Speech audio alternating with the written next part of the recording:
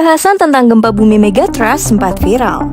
Beredar video Kepala Badan Meteorologi, Klimatologi, dan Geofisika atau BMKG Dwi Korita yang dinarasikan menyebut Jakarta lumpuh karena gempa megatrust. Dwi Korita membantah narasi tersebut. Itu adalah rekaman saat rapat dengan pendapat dengan Komisi 5 DPR RI pada hari Kamis tanggal 14 Maret 2024 di Senayan, Jakarta.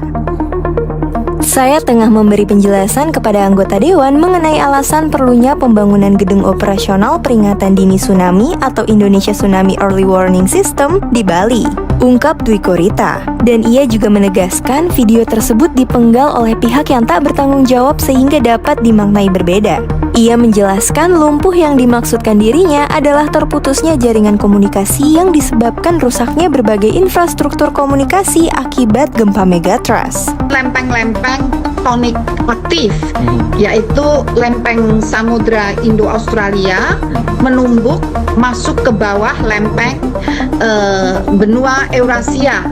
Ini dari peta kelihatan ya. Nah, yang berwarna kuning itu adalah zona tumbukan. Sebetulnya ada lagi tumbukan dari lempeng Samudra Pasifik masuk ke bawah benua Eurasia. Nah, namun yang kita bahas dalam megatrust. Lalu sebenarnya apa sih gempa megatrust itu? Yuk simak terus videonya. Gempa megatrust adalah jenis gempa bumi yang terjadi pada zona subduksi di mana satu lempeng tektonik bergerak ke bawah lempeng lainnya. Gempa ini biasanya terjadi di kedalaman laut dan memiliki potensi menghasilkan tsunami yang besar. Istilah megatrust merujuk pada mekanisme gempa yang terjadi pada batas lempeng ini, di mana lempeng yang lebih padat dan lebih dingin menyusup ke bawah lempeng yang lebih ringan. Karena besarnya area yang bergerak selama gempa megatrust, jenis gempa ini biasanya menghasilkan magnitudo yang sangat besar, seringkali di atas 8,0 skala Richter. Lalu sebenarnya apa penyebab terjadinya gempa megatrust? Penyebab utama gempa megatrust adalah akumulasi tekanan di zona subduksi. Lempeng tektonik yang bergerak perlahan-lahan menyusup ke bawah lempeng lainnya menyebabkan deformasi elastis pada kedua lempeng. Ketika tekanan yang terakumulasi melebihi kekuatan batuan yang ada, terjadi pelepasan energi yang tiba-tiba dalam bentuk gempa bumi. Proses ini bisa memakan waktu ratusan hingga ribuan tahun, sehingga gempa megatrust seringkali tidak dapat diprediksi dengan akurat kapan akan terjadi. Lalu apa saja dampak dari gempa megatrust? Yang pertama, tsunami. Salah satu dampak paling signifikan dari gempa megatrust adalah tsunami. Karena gempa ini biasanya terjadi di bawah laut, pergerakan vertikal dari dasar laut bisa menggeser sejumlah besar air yang kemudian membentuk gelombang tsunami. Tsunami ini bisa merambat dengan kecepatan tinggi dan menghantam pantai dalam waktu singkat, seringkali menyebabkan kerusakan parah dan korban jiwa. Yang kedua, kerusakan infrastruktur.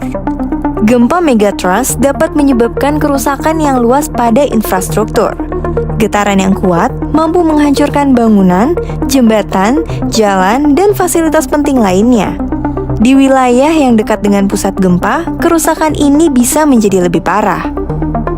Yang ketiga, likuifaksi.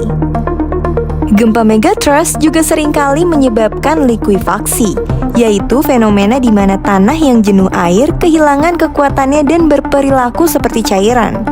Ini bisa menyebabkan bangunan tenggelam, miring, atau runtuh seperti yang terlihat pada gempa Palu pada tahun 2018.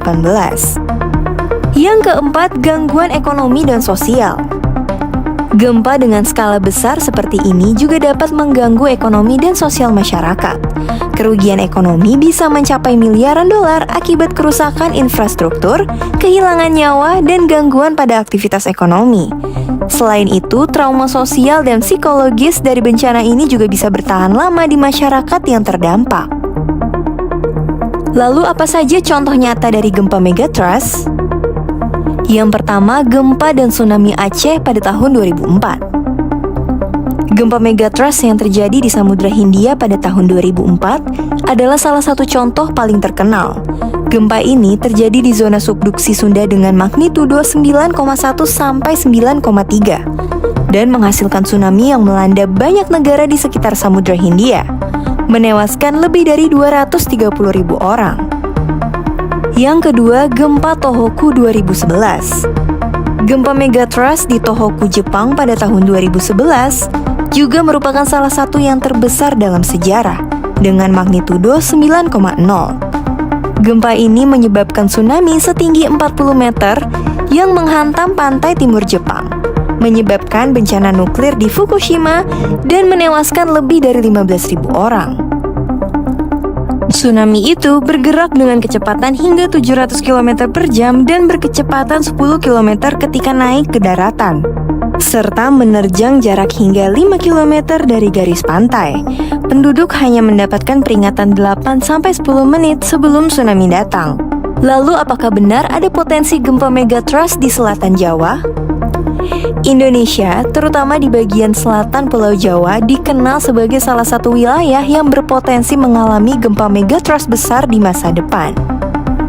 Penelitian menunjukkan bahwa akumulasi tekanan di zona subduksi Jawa berpotensi menghasilkan gempa megatrust dengan magnitudo hingga 9,0 yang bisa memicu tsunami besar dan menyebabkan kerusakan luas di wilayah pesisir. Lalu apa saja upaya mitigasi dan kesiapsiagaannya? Yang pertama, pendidikan dan kesadaran masyarakat. Meningkatkan kesadaran masyarakat tentang bahaya gempa megatrust dan tsunami sangat penting dalam upaya mitigasi. Pemerintah dan organisasi non-pemerintah telah melakukan berbagai program pendidikan untuk mengajarkan masyarakat cara merespons gempa dan tsunami dengan cepat dan benar. Yang kedua, pembangunan infrastruktur tahan gempa. Pembangunan infrastruktur yang tahan gempa menjadi prioritas di daerah-daerah yang rawan gempa megatrust. Desain bangunan yang mampu menahan getaran kuat dan tsunami sangat penting untuk mengurangi kerugian jiwa dan materi. Yang ketiga, sistem peringatan dini tsunami. Pemerintah Indonesia telah mengembangkan sistem peringatan dini tsunami untuk mendeteksi gempa bawah laut dan memberikan peringatan cepat kepada masyarakat di daerah pesisir. Sistem ini termasuk sensor bawah laut, buoy, dan komunikasi cepat melalui SMS, radio, dan televisi. Yang keempat, latihan dan simulasi bencana. Latihan dan simulasi bencana secara rutin dilakukan untuk memastikan bahwa masyarakat dan aparat penanggulangan bencana siap menghadapi situasi darurat. Latihan ini biasanya melibatkan evakuasi, penyelamatan, dan penanganan darurat. Dan kesimpulan dari yang sudah dibahas, gempa megatrust adalah fenomena alam yang sangat berbahaya terutama di wilayah yang terletak di dekat zona subduksi seperti Indonesia. Meskipun tidak dapat diprediksi dengan pasti, pemahaman tentang mekanisme terjadinya, dampaknya, serta upaya mitigasi dan kesiapsiagaan yang baik dapat mengurangi resiko dan kerugian yang mungkin terjadi. Edukasi masyarakat, pembangunan infrastruktur tahan gempa, serta sistem peringatan dini yang efektif adalah kunci dalam menghadapi ancaman gempa megatrust di masa depan.